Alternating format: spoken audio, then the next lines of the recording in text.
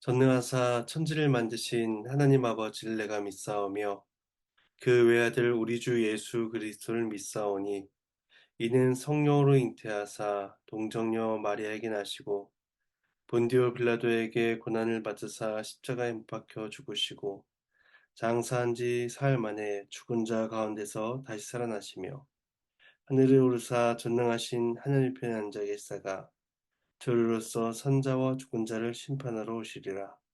성령을 믿사오며 거룩한 공예와 성도가 설교하는 것과 죄를 사해 주시는 것과 몸이 다시 사는 것과 영원히 사는 것을 믿사옵나이다. 아멘. 찬송가 200장 찬송하시겠습니다. 찬송가 200장 1절과 3절 찬송하시겠습니다. 함께 찬송하시겠습니다. 달고 묘한 그 말씀 생명의 말씀을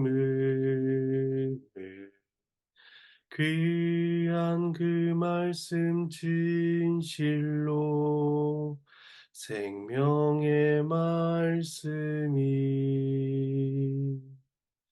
나의 길과 믿음 밝히 보여주니 아름답고 귀한 말씀 생명샘이로다.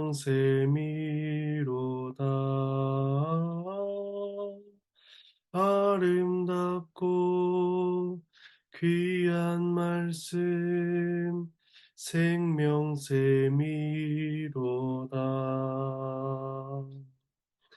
널리 울리어 퍼지는 생명의 말씀을 마음의 용서와 평안을 골고루 주나니 다만 예수 말씀 듣고 복을 받네.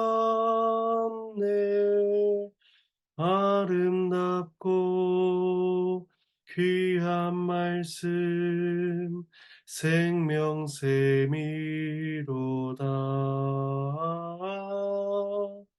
아름답고 귀한 말씀 생명샘이로다.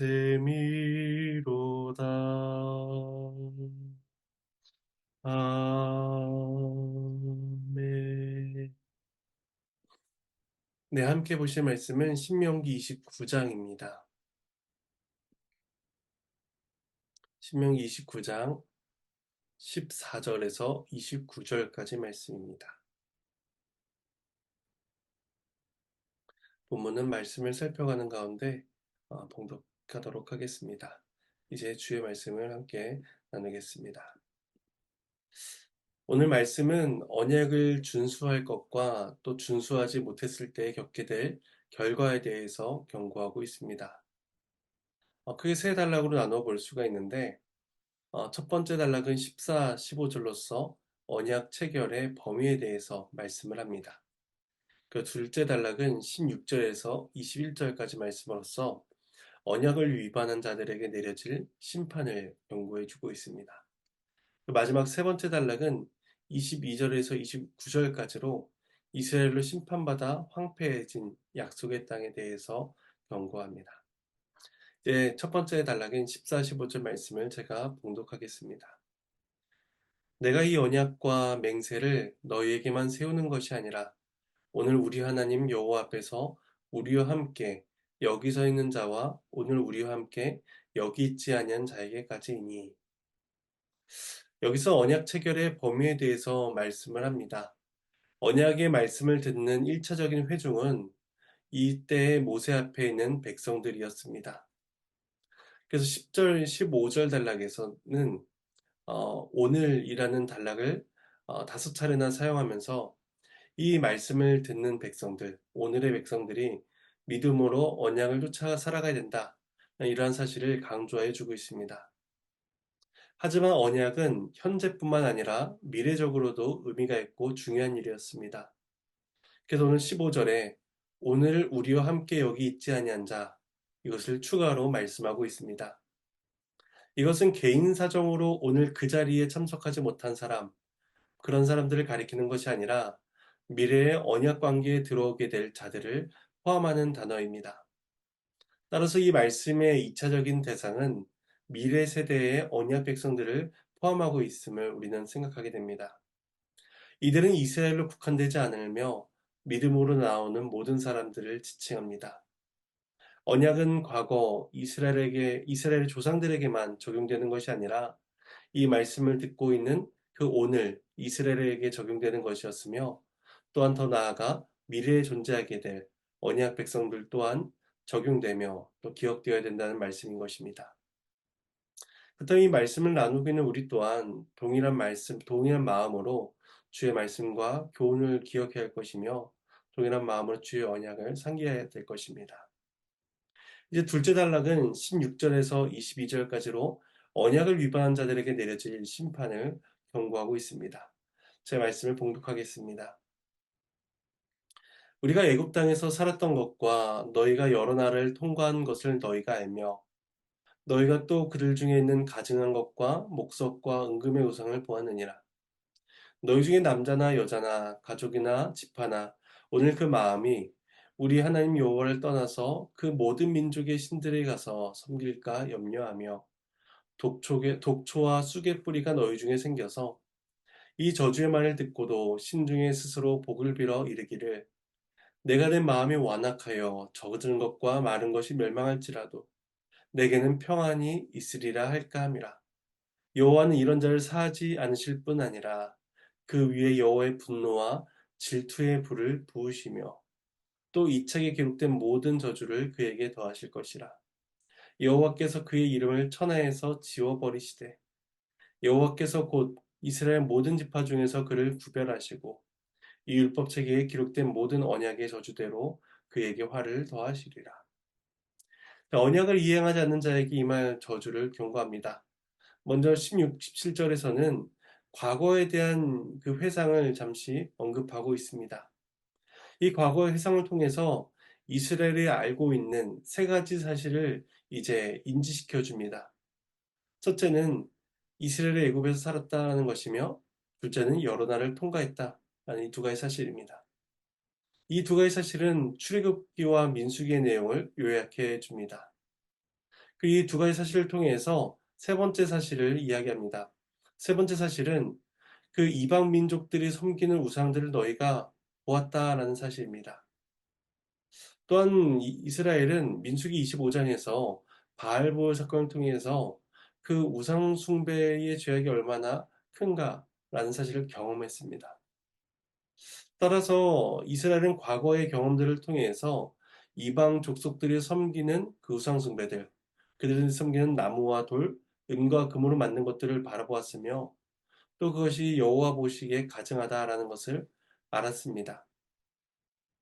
앞으로 이스라엘이 들어갈 그 가나안 땅도 그러한 우상 숭배의 문화가 물들어 있는 곳이었지만 이스라엘은 이미 과거에 이방 종교의 문화들을 경험했기 때문에 그 우상 숭배를 대처하고 멀리할 준비가 되어 있어야 했던 것입니다.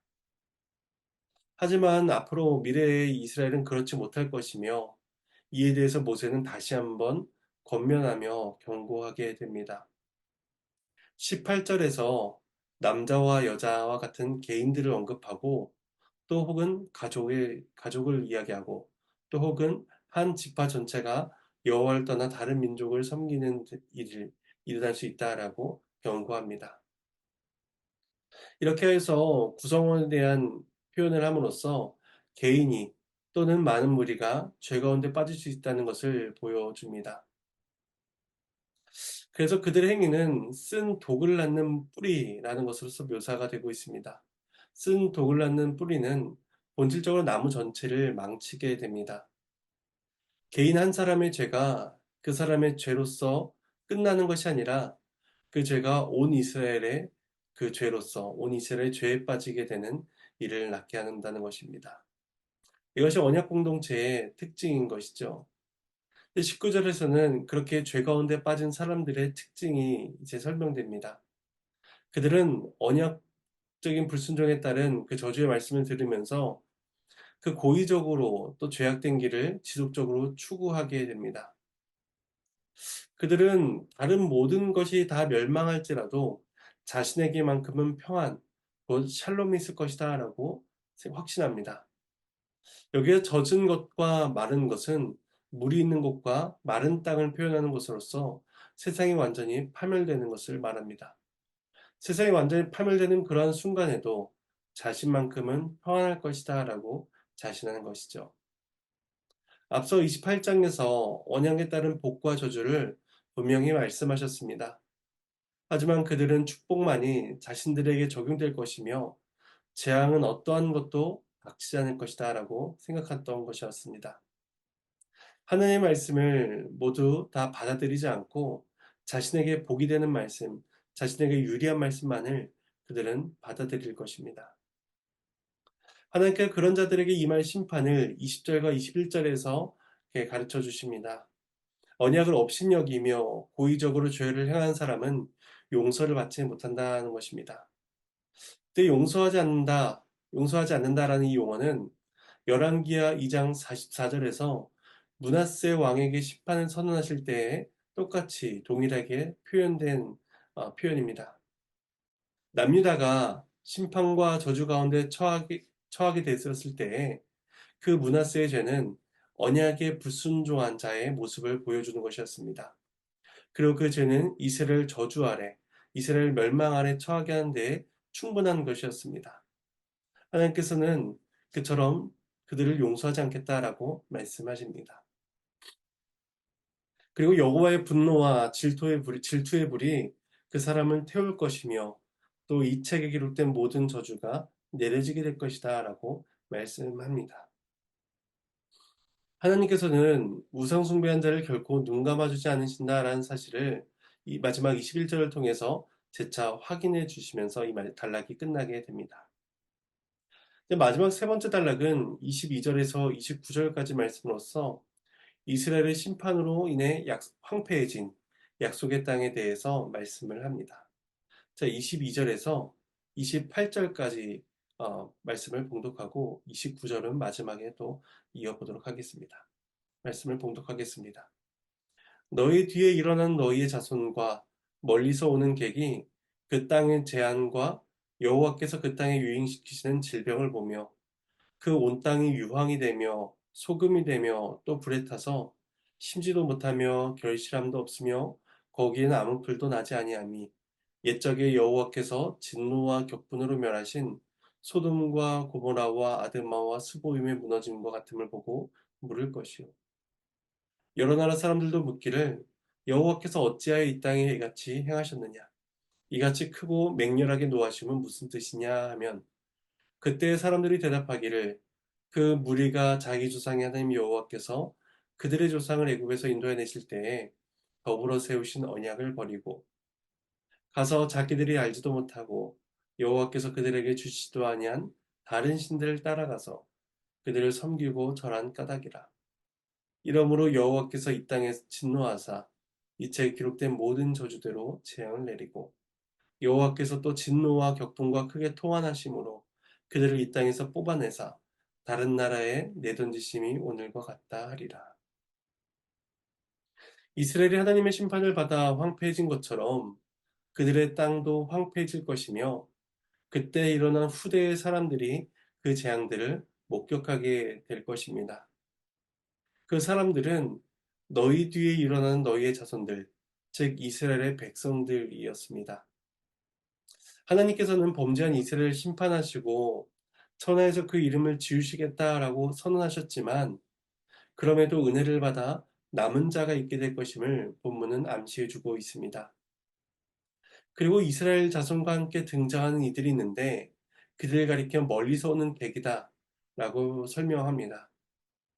이들은 단순히 지나가는 이방인일 수도 있지만 회심하여 여호와에 대한 신앙을 고백한 이방인일 수도 있습니다.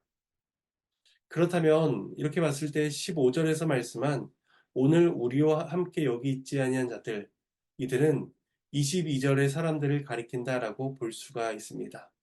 그래서 후대에 태어난 이스라엘 자손들과 또 회심한 이방인들을 가리킨다라고 볼 수가 있는 것이죠.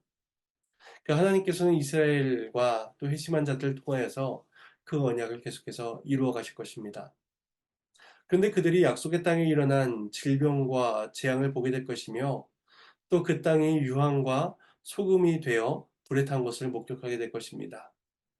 약속의 땅에 대한 이러한 묘사는 창세기 19장에서 유황과 불에 멸망한 소돔과 고모라를 상기시킵니다. 또한 아드마와 스보임도 소돔 고모라와 연관된 성읍으로서 그 하나님의 심판을 떠올리게 됩니다. 과거에는 젖과 꿀이 흐르는 땅, 복된 땅이다, 약속의 땅이다라고 불리던 가나안이 이제 아무런 과실도 맺지 못하며 사람이 거주할 수 없는 곳으로 바뀌어버리고 만 것입니다. 사람들은 이러한 현상을 보며 하나님께서 왜 이렇게 하셨는가? 이렇게 질문하게 될 것입니다. 또한 여러 나라 사람들도 이스라엘에게 일어난 그러한 일들을 보면서 동일하게 질문하게 될 것입니다. 여호와께서 무슨 이유로 이 땅에 이가 칭하셨는가 하는 것이죠. 그러니까 가나안 땅에서 벌어진 일은 단순한 자연재해가 아니었습니다. 이스라엘의 하나님이라 불리던 그 여호와께서 이스라엘에게 내린 재앙이었습니다. 사람들의 질문에 대한 그 답이 25절 이하에서 주어지고 있습니다. 이스라엘이 자신들을 구원해 주신 하나님을 버리고 언약을 깨뜨렸다라는 것이죠. 그 이스라엘의 죄악상이 네 개의 능동태, 동사의 형태로서 연결되고 있습니다. 그들이 언약을 버렸고 다른 신들을 따라갔고 그들이 우상을 섬겼고 우상에게 절했다라는 것이죠. 이런 네 가지 능동 동사를 통해서 그 죄의 책임이 전적으로 이스라엘에게 있음을 강조해 보여줍니다. 이스라엘이 당한 일은 언약의 저주였습니다. 하나님과의 언약을 깨뜨리고 또 하나님이 명하신 율법에 불순종한 자가 받아야 되는 필연적인 그 저주였던 것이죠. 또한 그런 율법의 저주는 땅의 황폐함을 가졌을 뿐만 아니라 이스라엘 백성들을 다른 땅으로 던져지게 하는 일, 즉 이스라엘의 포로기를 초래하게 될 것입니다. 그래서 28절 말미에 오늘과 같다라는 것은 이스라엘의 황폐함을 바라보는 그 사람들의 시점에서 이제 표현되고 있습니다. 이렇게 하여 28절까지 그 이스라엘의 황폐하게 될 땅과 그것을 바라보는 사람들의 표현, 질문을 보게 됩니다. 많은 사람들이 그 땅을 바라보면서 질문하게 될 것입니다. 그들이 질문한다는 것은 결국에는 모든 만방의 사람들이 그것을 보게 될 것이며 또 그 사실이 그들에게 각각의 교훈으로서 주어지게 됨을 보게 됩니다. 이제 마지막 29절 말씀을 제가 봉독하겠습니다. 감추어진 일은 우리 하나님 여호와께 속하였거니와 나타난 일은 영원히 우리와 우리 자손에게 속하였나니 이는 우리에게 이 율법의 모든 말씀을 행하게 하심이니라. 하나님의 말씀입니다. 하나님께 감사합니다. 이제 마지막으로 감추어진 일과 나타난 일이 대조되고 있습니다. 감추어진 일은 여호와께만 속한 일입니다. 창조, 계획, 선택, 섭리 이러한 일들의 모든 주권은 전적으로 하나님에게 있으며 이스라엘 백성들은 그것을 다 알지 못합니다. 반면에 이스라엘에게 나타난 일이 있는데 그것은 율법을 통해 계시된 하나님의 뜻입니다. 하나님께서 이스라엘에게 원하시고 기뻐하시는 일이 무엇인가? 이것은 명시적으로 나타난 일이며 확인된 일이었습니다. 따라서 이스라엘은 감추어진 일을 아는 데 애를 쓰기보다 나타난 율법의 말씀에 순종하며 또 그것을 통해서 하나님이 기뻐하시는 삶을 살아가야만 했던 것입니다. 그래서 29절의 마지막에 이렇게 말씀합니다. 이는 우리에게 율법의 모든 말씀을 행하게 하심이니라. 말씀에 계시된 하나님의 뜻을 행하며 살아가는 것이 하나님의 나라를 살아가는 백성들의 합당한 모습이라는 것입니다. 우린 하나님을 완전히 알 수는 없지만 하나님을 온전히 알 수 있습니다. 비밀스러운 것을 깨닫거나 이해하지 못하더라도 하나님의 은혜로 사는 인생이 어떠한가, 어떠해야 되는가는 우리는 말씀을 통해서 알 수가 있습니다.